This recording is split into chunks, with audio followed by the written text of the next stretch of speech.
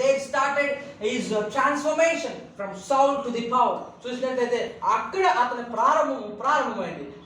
సౌలు నుంచి పౌలుగా మార్చబడ్డాడు.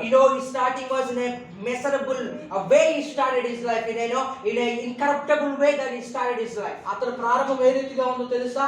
ఊహించలేనిది రోత ప్రారంభము. ఆ చెడ్డగా అనేక మందిని హింసించేవాడు, చంపేవాడు.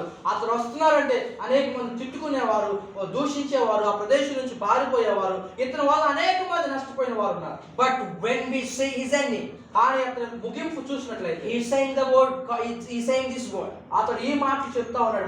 I have fought a good race. నేను మంచి పోరాటము పోరాడుతుని. For me the crown of righteousness is waiting.